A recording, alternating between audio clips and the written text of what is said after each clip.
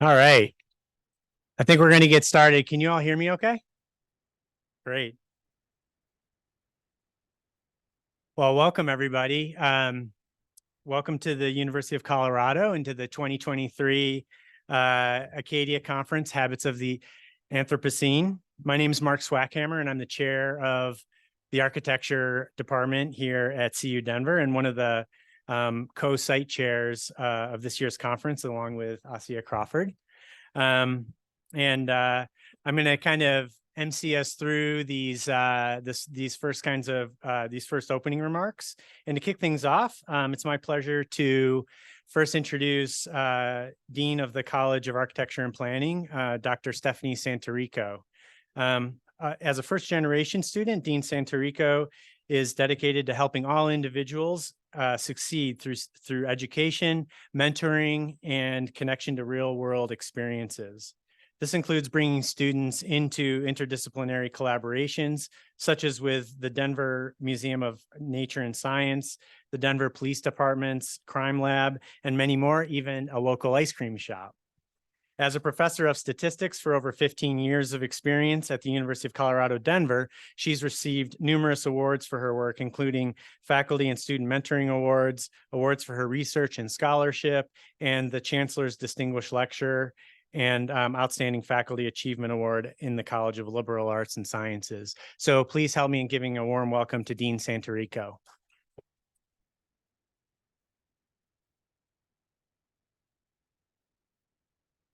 Welcome and good morning. Am I okay on volume? Fantastic. So welcome to the University of Colorado, Denver and the College of Architecture and Planning. You're going to hear a lot of us, if you haven't already, refer to ourselves as CAP. So welcome to our city and to CAP. My role, I'm excited you're finally here. I've watched Mark and Asia with all of their planning and coordination, and I know they've worked really hard to make you all feel welcome, and I hope you do. My role is to give you a little context in terms of where do you find yourself this week, with the hope maybe that builds a little bit more connection for you, and I hope makes you feel a little bit at home while you're with us. Let's see if I can work the slides. So welcome. Did not have enough coffee, bear with me. So where are you? So we are Colorado's only leading urban research university. So you're sitting with us for this week. What does that mean? What are our values? So I'm hoping to build a little bit of connection for you, but the things that we champion include equity. What does that mean? That means that everyone deserves access to a high quality education, and that's one of our values. Accessibility, we aim to be a university for life, and that means across all of your lifespan, all of your career stages. And here's where I think you ideally fit in. We also champion innovation and research. That means empowering our thought leaders and our creative thinkers to generate new ideas that improve society. So what perfect place for you to be. So thank you for bringing that into Denver. And finally, community. So we work to integrate ourselves into Colorado and into Denver, the urban hub for that, which means building connections for our students, our faculty, and our staff throughout Denver, the urban area, and all through Colorado, with, of course, international impact through those collaborations. So one of the things we encourage our students to do is to meet their moments, and I'm going to encourage you to do the same. And I know being in a new place, being around maybe you don't know a whole bunch of people, but find those moments. What are those moments? So take advantage of the present, right? So as we're getting started, just recognize where you are and all of the amazing talks you have ahead of you to participate and discuss. Explore learning different perspectives. So that is a key value for us in higher education. And again, perfect for having ACADIA here. Discover where our present needs meet our future solutions, and you're part of that. So thank you for being here. A little bit more about the College of Architecture and Planning. So we value innovation, inspire creativity, and shape our communities. And for us, that includes a hands-on approach to education, creating opportunities for interdisciplinary learning, and building connections with our professional, regional, and local communities. Our students graduate prepared and ambitious as they take on careers that influence the future of the built environment. And I know a number of our students are here, and so they're going to be looking to all of you as thought leaders. And how do they do that? We offer a number of degrees, and I have a cheat sheet because we try to have a lot of different avenues for depending on where people are coming from and their interests. We have an undergrad degree in architecture, master's degree programs in architecture, landscape architecture, urban and regional planning, urban design, and historic preservation. We also have a PhD program in geography, planning, and design. A lot of minors and certificates, again, trying to make education accessible through small steps. That includes new offerings and interior architecture. So if you see any of the CAP folks around and you want to talk about how you do things where you are, how we do things, that's a great opportunity for us to all do a little better for our students. A little bit more, just you know how special of a place you are at. So we are the only college in Colorado that offers comprehensive programs in design and planning for the built environment, from undergrad through our accredited professional master's degrees to a doctorate. A few more items to just be on the lookout for. So we have accredited master's degrees in architecture, urban and regional planning, and landscape architecture, including having STEM accredited programs in our Masters of Architecture and Landscape Architecture.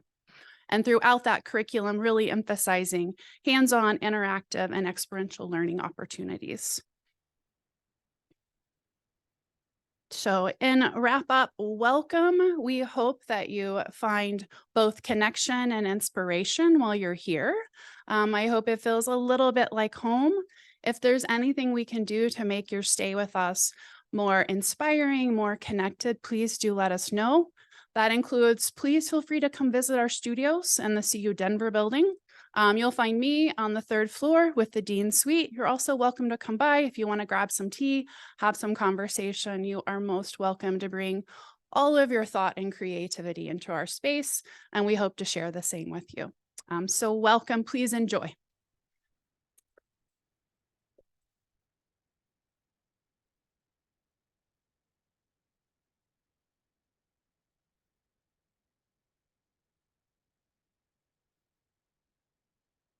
Thank you, Dean Santarico, for the overview of CU Denver and the College of Architecture and Planning.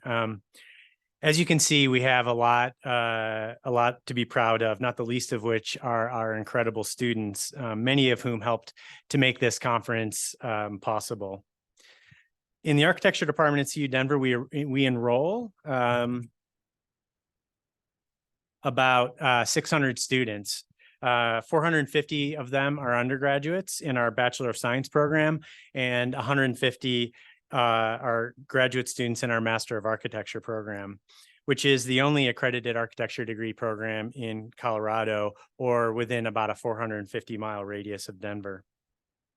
Today, as we kick off what promises to be an amazing 3 days of the ACADIA conference, I want to share a bit with you about the school and our purpose, our why is what we call it, which has been developed by our faculty of about 20 full-time scholars and another 30 practicing Denver architects, as well as students, alumni, and practitioners in town. This why is also shared in the 5 strategies booklet, which is in all of your bags. So I encourage you to flip through that and learn more about us. Our shared vision starts with the premise that in a rapidly changing world where challenges emerge with ever-increasing frequency and severity, the education of an architect must remain nimble and adaptive. In the face of these changes, we aim for our students to develop the capacity to ask bold questions, to take risks, to think independently, and to approach the work of architecture with curiosity. In doing so, our students grow to be agile, flexible, and visually adept thinkers and makers who contribute to addressing global challenges over a lifetime of inquisitive learning. The following 5 strategies, or I would call them aspirations, serve to guide us through the next 5 years of this work. What global challenges will intensify in the coming 3 years, in the coming 30 years? How can design contribute to addressing these challenges? At CU Denver, we passionately address the systemic, messy, and emergent planetary issues that we face as a society, and we identify ways that architecture can have meaningful impact. How do we help prepare students for these challenges? We seek to advocate and advance the intellectual quality of the school by prioritizing education over vocation. We foreground questioning, risk-taking, synthetic thinking, and analytical judgment. In short, we succeed when architecture school imbues curiosity. How will our students learn? How will our curriculum adapt? What and how we teach evolves continuously through self-reflection, evaluation, and systematic revision measured against tangible results. We proudly grade ourselves as critically as we grade our students. How will we foster intellectual, material, and cultural experimentation? We will advance architecture by exploring new frontiers, creating new knowledge, and exposing our students to emerging developments in the discipline. We support an ethic of generously sharing, collaborating on, and debating research and scholarship. Finally, how will we impact the national and global conversation of architecture? How will we ensure that all this work matters? Here we commit to sharing what we learn and to inviting the highest caliber, most diverse thinkers to join us, like you all over the next 3 days. We're super proud to have you be a part of this conversation. And while I have you here, you don't have a choice. I'm to launch this amazing ACADIA research conference. I'd like to finish my remarks by sharing a bit more about goal number 4 that I mentioned, which focuses on our research and creative work. So in addition to the 5 strategies piece I mentioned, there's also a little piece in your booklets called Faculty on Research. And this profiles our faculty scholarship at CU Denver, dividing it into 5 buckets that characterize the varied ways of thinking and questioning that you'll find in our program. In how we see, our research focuses on the conceptualization of seeing an alternative in unexpected ways through media like video, cinema, collage, and seriality. Here we ask our students, how can we learn from curious observation and the critical analysis of what you see in the mundane, everyday world around you? This research, how we draw, plumbs the act of drawing and its potential to reframe and question one's intuition. Through this research, we ask students, how can you approach drawing as an act of revelation, a curious interrogation that culminates in discovery?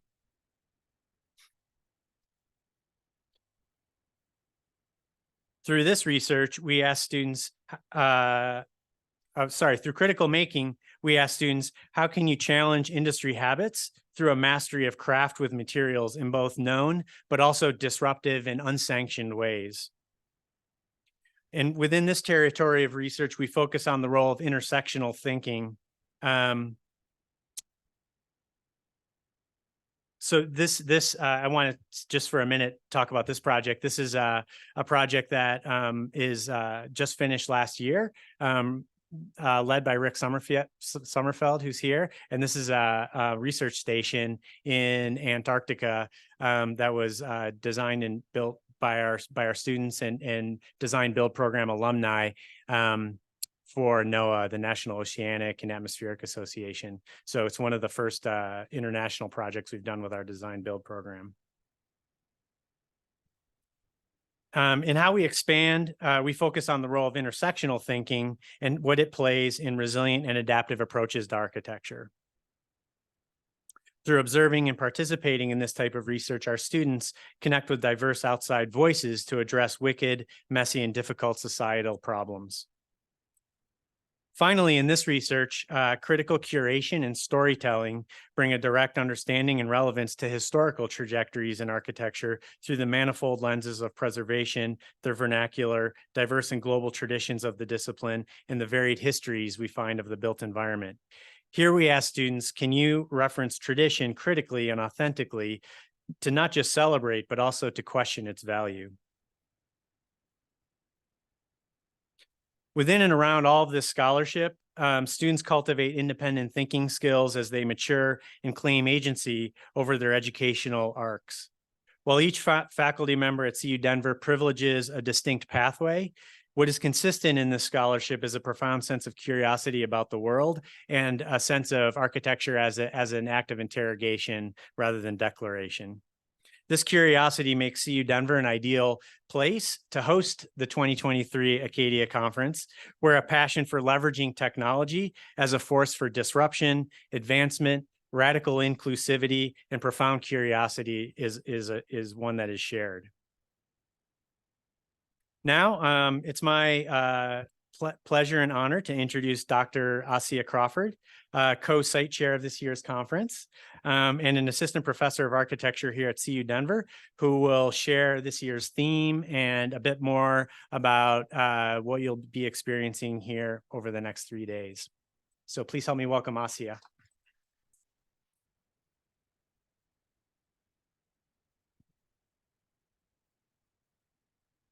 Well, thank you very much, Mark, and thank you for coming. So I'm going to briefly introduce the theme of this year's conference and talk about some of our intentions for the call that we sent out earlier this year. The theme of the conference is entitled, nope, that's not. Okay, there we go. So the theme of the conference is entitled Habits of the Anthropocene, Scarcity and Abundance in a Post-Material Economy. It was prompted by the uncertainty of unstable and unprecedented conditions, along with the exciting landscapes of opportunities that became the primary focus of this year's conference. These new prospects bring about questions of how humanity can renegotiate its position within multi-species networks and artificial intelligence. Thinking about with and more than human actors became a key focus in an age of disturbed ecologies and eroded human non-human boundaries. We proposed that the emerging pressures of environmental decline, along with political and social unrest, accelerate humanity towards unknown ground that calls for new mythologies. We look to, amongst others, fictional narratives, animism, and tribal identities to inform making and to give value beyond consumer-driven mass production. We ask scholars to embrace uncertainty through digital and manual forms of making, engaging with virtual and physical spaces, and artistic and scientific endeavors that span multiple disciplines and weave together old and new knowledge. Although we often look to the digital, thank you. We often look to the digital and the emergent. We recognize that it is critical to reconnect with lost knowledge and spiritual practices that seek to amplify our humanity and enforce our stewardship of nature and fellow humans. Ways of repairing the damaged and grieving the lost in a digital world became the challenge that the conference explores. Practitioners were asked to offer disruptive making practices, experimental computation, and ways of growing and emotionally connecting with the non-human, be it biological or artificial, as well as theoretical thinking surrounding the challenges created by the human species. The conference recognizes that critically examining these ideas is an essential component of imagining a future beyond the status quo. As we slowly stumbled back into old pre-pandemic modes of work and carried forwards the lessons of the burdens of the global lockdown, we embarked on assembling a post-pandemic conference. This entailed acknowledging the traumas, disruptions, and potentials of practices that venture beyond established norms. By now, we're under no illusion of a normal. Yet norms and prescribed forms of being still govern our society. This prompted a new look at the field of design and computation so as to generate a platform for new types of discourse to emerge. Our role in these negotiations with the natural and the artificial, as well as the human drive for growth, has come to the forefront during the COVID-19 pandemic. With these contemporary uncertainties, it became increasingly challenging to define, quantify, or separate nature, the human, and the digital. Therefore, there is an emergence of chimeras, holobionts, cyborgs, and grotesque and sublime creatures. Whether caused by self-indulgence or brought about by necessity, these new ecologies are a direct product of the Anthropocene. These new modes of thinking and making bring forth questions of how such experiments will be embraced and what aspects of everyday life, the built environment, and manufacture they are likely to challenge. Speculative and artistic endeavors pave the way for potential futures and shine light upon the pitfalls of accelerated growth, technofixes, and declining ecosystems. As we face new global challenges, we ask contributors to explore local and place-specific making that carries its own unique signature through the systems, species, constraints, and folklore that inform their practice. This is a direct attempt to think globally whilst acting locally, sensitively and with a sense of responsibility, not only for our own species survival, but towards planetary interests. The call asks thinkers and makers to consider what new ecologies shall emerge through environmental displacement of people, gradual migration of species, and unprecedented environmental changes.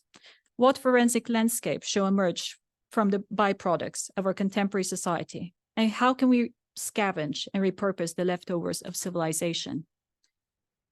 How do our mind and body interface with the biodigital? And do we approach bioengineered chimeras in the same ways that we have in the past? The event incorporates full-length and work-in-progress paper presentations and short field notes, as well as projects peer-reviewed by a panel of experts assembled by the designated chairs. There were a series of in-person and virtual workshops held in the days prior to the main event. Some of you may have been to the workshop's reception last night. And in addition, projects are exhibited both physically during the conference and digitally through a virtual exhibition through a collaboration with ACADIA, the Association for Computer-Aided Architectural Design Research in Asia, which you'll hear about shortly. Our team was comprised of academics from North America and Europe and spanned the fields of architecture, landscape architecture, and computer science. It was a collaboration between the University of Colorado, Denver, Cornell University, University College London, Central St. Martin's, and Newcastle University in the United Kingdom. This international array of scholars and institutions reflects the reshaped landscape of the profession and the opportunities that come about following the global COVID-19 crisis. It was our hope to help further dissolve boundaries and promote a more permeable academic environment. In the days leading up to the conference, we had 8 workshops hosted by experts from across the globe. Workshops were hosted in 3 formats, including in-person, virtual, and hybrid. Topics included virtual reality, generative AI, BIM, computer simulation, and experimental fabrication.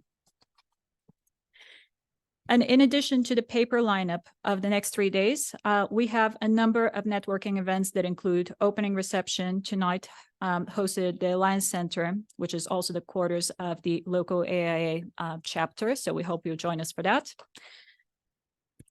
And we'll also have our gala reception on Saturday evening at the Grand Hyatt. And with that, I hope you enjoy Denver. Thank you very much.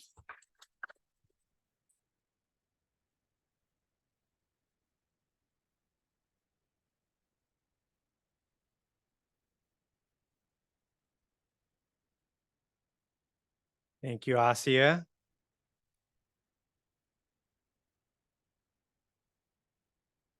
Now it's my pleasure to introduce Dr. Christoph Krolle. Dr. Krolle is a tenured associate professor and associate dean for special projects at the University of Hong Kong's Departments of Architecture and Civil Engineering, where he teaches in the Master of Architecture program and directs both the Bachelor of Arts and Science Design program and the Building Simplexity Lab research group. And Dr. Krolle led one of our workshops and gave a really great presentation last night at the reception. So thank you for that. Dr. Krolle is going to share with us some information about HKU, ACADIA, and a joint partnership between ACADIA and ACADIA. Before I pass the mic on to Christoph, I want to share also a special thanks to Assistant Professor Lei-Wan Lee for his amazing work on chairing this year's ACADIA exhibition. Thank you, Lee, for your amazing work and for the beautiful exhibition display system that we all enjoyed outside here when we walked in this morning. So I don't know where Lee is, but thank you, Lee, for that amazing work.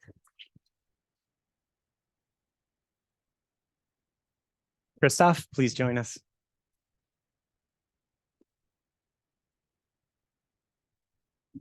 Thank you, Mark. Good morning, everybody. Let me see if I can get this to work.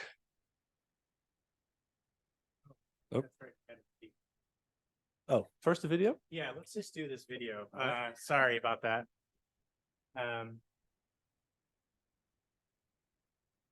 So this is a video Luke Bullman is both an architect and a graphic designer from Brooklyn, New York, and he designed the graphic identity for the whole program and for the whole conference. And he couldn't join us, so he sent this little video about how he developed the graphic identity.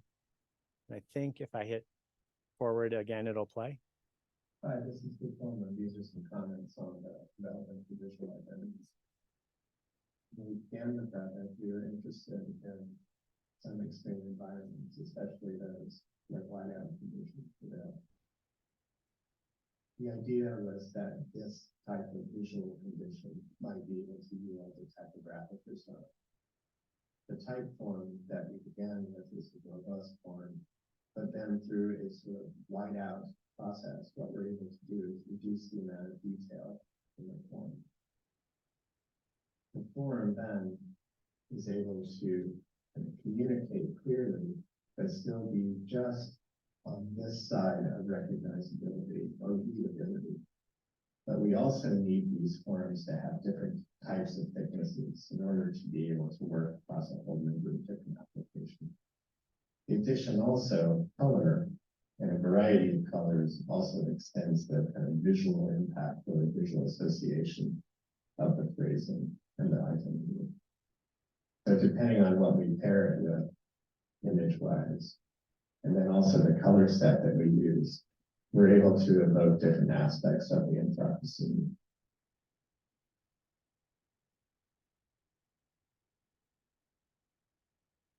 In the end, what we're able to do is simplify the identity across a number of different applications.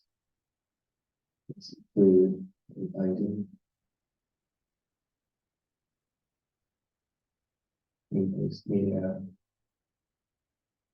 and so for print applications. Thank you.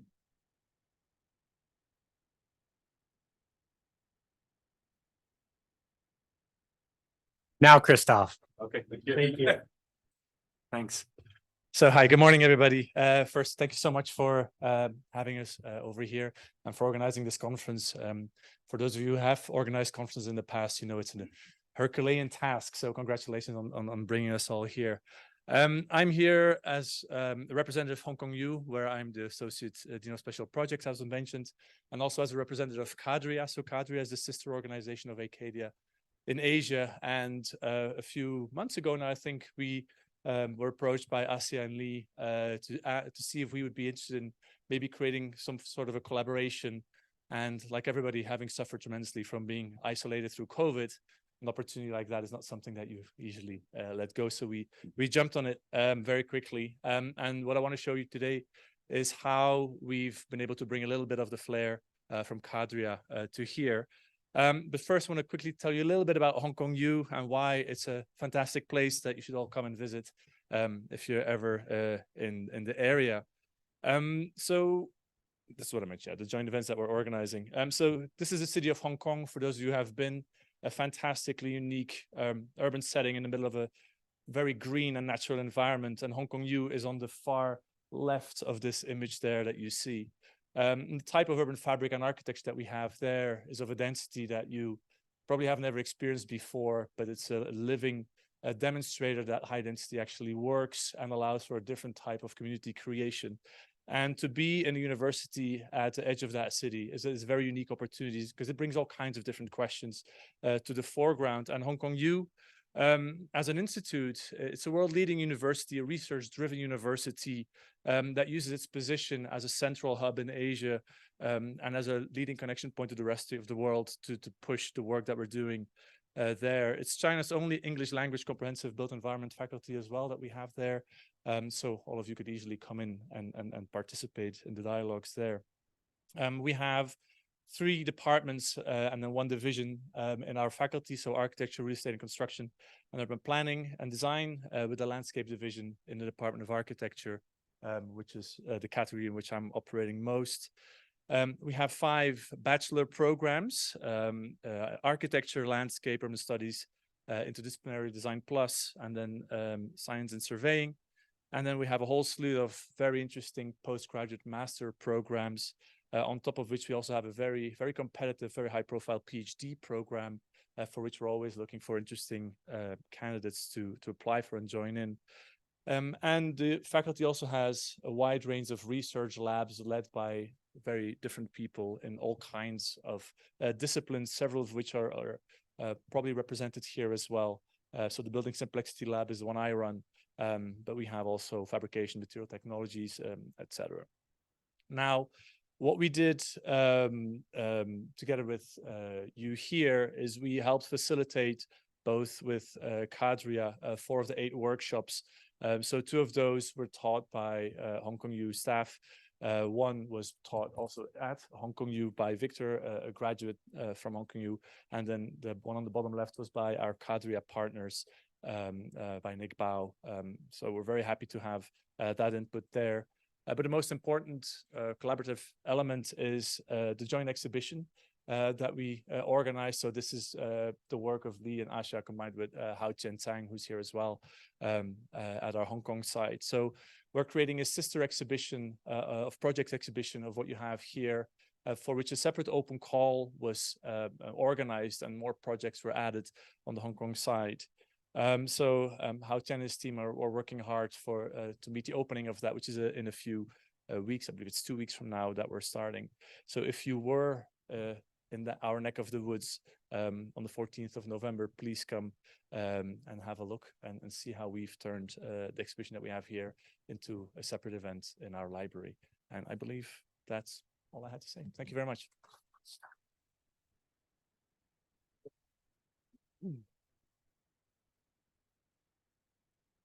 Thanks, Christoph. Next, I'm going to pass things off to Professor Shelby Doyle. By way of quick introduction, Professor Doyle is the Stan G. Thurston Professor in Design Build at Iowa State University and is the president of ACADIA. She'll be sharing thank yous to all of the people who've contributed to this year's conference and to the amazing overall success and health of the ACADIA organization. And just on a quick note, the amount of support and guidance and help and leadership that we've gotten from the ACADIA organization in developing this conference and launching this conference is really second to none. It's been an amazing kind of collaborative effort between the board of ACADIA, Shelby, Bianya, and others who have been really like jumping on and piling on to make this happen. So it's really a healthy and fantastic organization that Shelby is leading. So with that, I'll pass it to Shelby.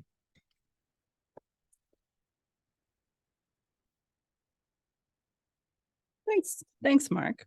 And thanks, Christoph, for the collaboration.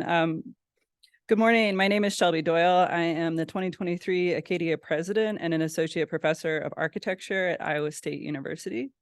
It's my pleasure to welcome you to the 2023 ACADIA Conference, Habits of the Anthropocene, hosted by the University of Colorado, Denver. The 2023 ACADIA Conference marks the 43rd anniversary of the organization. 43 times the community has remade itself around an evolving set of questions about computational design. Habits of the Anthropocene was organized during the hottest summer in recorded history, marked by now routine floods, heat waves, wildfires, and storms. Climate catastrophe and the intertwined crises of social and racial justice are the direct result of human habits of designing, construction, and occupying the earth. Habits are settled tendencies or practices, especially ones that are difficult to relinquish, and the term implies repetition, perhaps unconscious, that becomes normalized through reiteration. Within the ACADIA community, computational habits can be found in our ways of thinking and making, and our pedagogies, our programming, our processes, and our practices.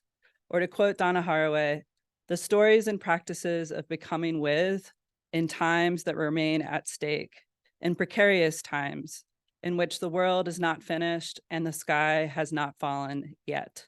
We are at stake to each other. Given the stakes of the ongoing ecological crisis, what habits does the ACADIA community want to reveal, and which habits do we want to relinquish? What are the computational habits we need to identify, recall, question, break, and replace with new, or perhaps old, ways of thinking and working? Each year is an opportunity to reflect on whether the community's research or computational design is contributing to the construction of humane physical environments as pledged by ACADIA's second bylaw. In the context of immediate and an imminent social, political, and environmental crisis, how do we think about the built environment, digital and/or physical, as humane? To gather here today represents an enormous investment in resources from each of us and our institutions. It represents time, money, and ideas. I hope that one computational habit we choose to reinforce here is that gathering is important. It matters.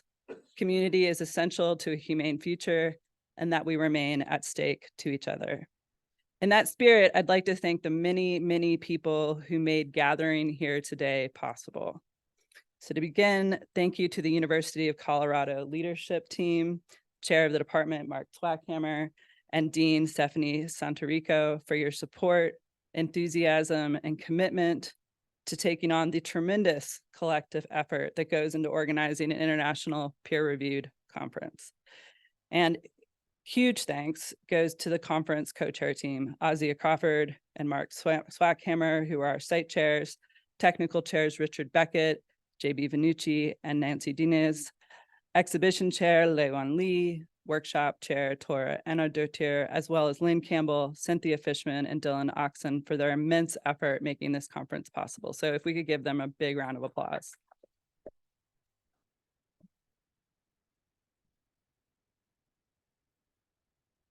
And a massive thanks to the University of Colorado Denver staff and students for your tireless efforts and commitment over the last year in planning and organizing this extraordinary conference. The conference chairs, the ACADIA Steering Committee, the UC Denver staff and students have given countless hours of time to envision the conference, run the peer review process, and pretty much plan, organize, and manage almost everything you'll experience this week, including your excellent swag bags. I'd also like to extend our thanks to the support of our new members, our current members, our longtime members, and our student members. As a nonprofit, ACADIA depends on your support.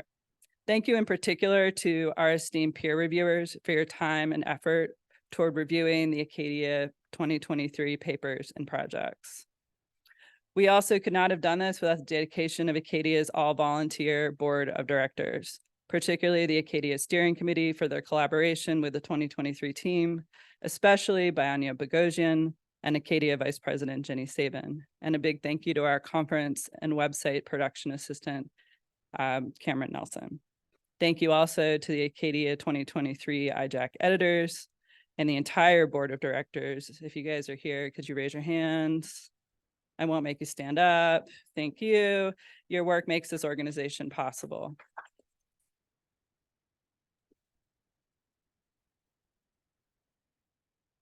Thank you also to the officers and the committees who do the behind the scenes work that make many of these things possible: development, awards, scholarships, elections, steering, website, ethics, diversity, and the scientific community.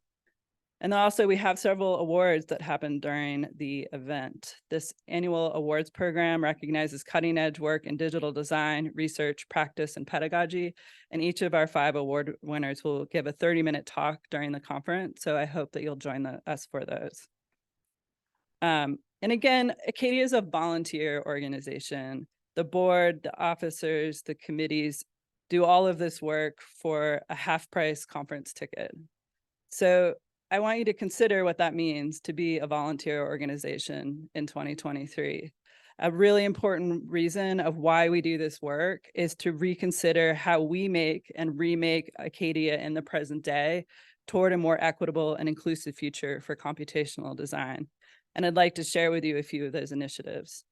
The first is congratulations and welcome to our student conference and workshop scholarship recipients. If you're here, could you raise your hands? All right, we are happy to have you here, and hopefully you will all introduce yourselves. We'd also like, all right. Thank you to the board for supporting the second year of a free Acadia NOMAS competition workshop, which was an introduction to computational design. And then thank you to AIA Colorado for supporting live streaming and hosting our opening reception. We have nearly 400 students joining us via live stream for free this year. I think that's worth a round of applause.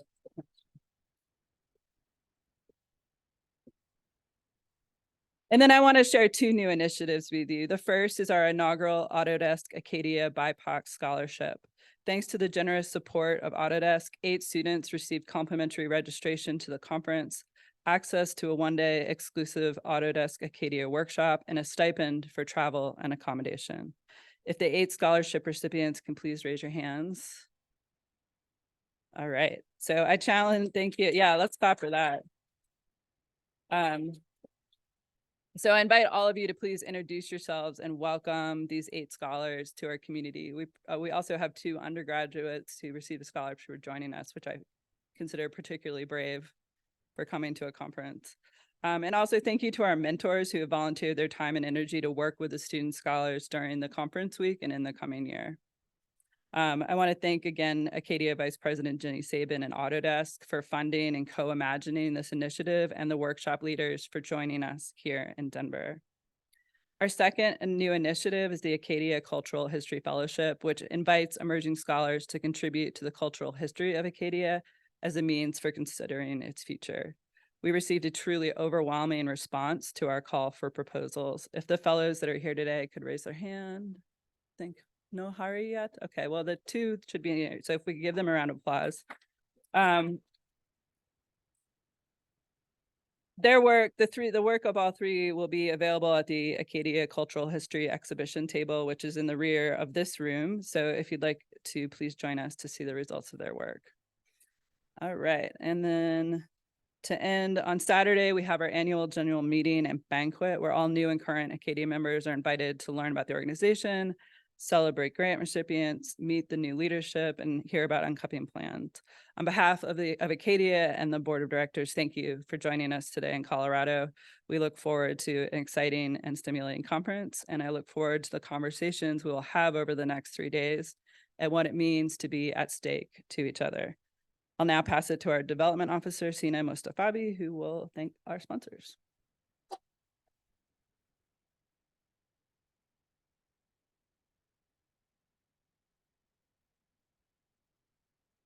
Hi, everyone. I'm Sina Mostafavi, Associate Professor at Texas Tech University, Huckabee College of Architecture. And I'm delighted to greet you all today as a member of ACADIA Board of Directors and the Development Officer of ACADIA. It is my privilege to extend a warm welcome and acknowledge our partners and their vital contributions to the success of ACADIA 2023 conference in the University of Colorado, Denver. Our dedicated sponsors have played a vital role in our conference achievements over the past years. Their generous support is enabling us not only to sustain the event, but also expand opportunities such as offering scholarships, affording hybrid conference formats, among other scholarly activities, which wouldn't have been possible without generous support of our sponsors. Additionally, our sponsors serve as the crucial link that bridges the work in academia and industry, fostering valuable connections and collaborations. We deeply appreciate their commitment to the conference missions and goals. We offer various sponsorship tiers, each with its own sets of benefits for both parties. These benefits includes tickets for our sponsors, which we believe it facilitates meaningful interactions between students, researchers, practitioners, and industry leaders. This year, we are pleased to announce that we have a total of 12 sponsors and partners, making an increase from last year's 11, so we have one more. However, what truly sets this year's development apart in our collaboration with our sponsors is the way the sponsorship is diversified in types, and we have managed to establish connections with local firms, thanks to the tremendous support and efforts of the team of ACADIA 2023 in Denver and their allies. Moving to our sponsors of this year, at platinum level, we are honored to have Autodesk as our sponsor. Autodesk have been a key supporter of ACADIA for years, providing not only financial support, but also conducting workshops and offering several scholarships. In bronze tier, we have 3 sponsors, Perkins and Will, Massive Dimension, and AMD Architects. This year, Massive Dimension has partnered with ABB, another sponsor, to showcase their robotic 3D printing technology at the venue, which you can see next to the entrance of the venue.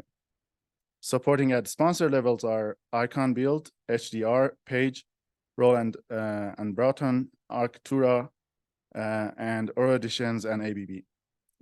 We also have Architects Newspaper as our media partner with a history of collaboration with ACADIA. We are deeply grateful for the support received for this year's conference and look forward to continuing and expanding our partnership and collaborations in the future. If you are an ACADIA member and you think you're a potential sponsor, feel free to reach to us, and please join us with giving a warm round of applause to our sponsors for their invaluable support.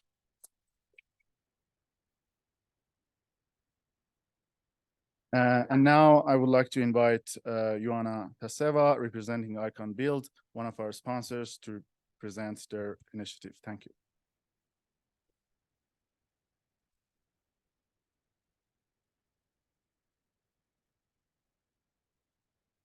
Hello, everyone. My name is Ioana Taseva, and I'm a design technologist at Icon. We're a construction technology company. Thank you. Which uses robotics, advanced materials, and software to reimagine home building. It's a pleasure to be here today at ACADIA, and I'm thrilled to share our global architecture competition, Initiative 99. We're hosting I-99 in the hope to reshape the future of affordable housing, knowing that solutions to the global housing crisis can be radically rethought through the lens of robotic construction. As part of this multi-phase competition, with a total prize purse of $1 million, we're calling upon architects, designers, and dreamers, and asking them to design at least one affordable home that could be built for $99,000 or less. Designs should be a minimum of 1 bed, 1 bath dwelling at a price point inclusive of 3D printing and finish out costs.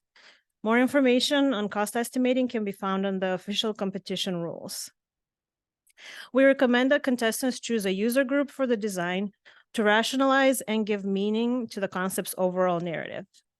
We also encourage contestants to select a site, which could be anywhere globally, that speaks to the ways in which the design narrative addresses a need for affordable housing. Judging will take place in 2 categories: an open category for professional entrants, such as a firm, single, or group individuals, as well as a student category restricted to those currently enrolled in an academic program. A first place, second place, third place winner, and 5 honorable mentions will be awarded in both categories. And most significantly, Icon is committed to building one or more of the prize-winning designs. We have an incredible expert panel of jurors, including architectural practitioners, academic leaders, policymakers, and nonprofit organizations committed to realizing affordable housing solutions. Design submissions are open now through December 8th, and more information and frequently asked questions can be found on the competition website, initiative99.com, or you can use the QR code that we have available up on the screen. We hope you will join us in reshaping the course of affordable housing through 3D printing. It's time to build. Thank you all, and please feel free to reach out to me with any questions for the competition.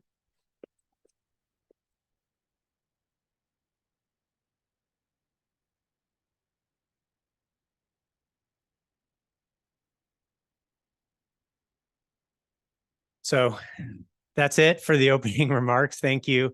I think today is one track throughout the whole day. So all the events will be in here. And we'll take about a 5-minute break, and then we're going to start with the first session as soon as possible right back in here. So thank you and enjoy the conference.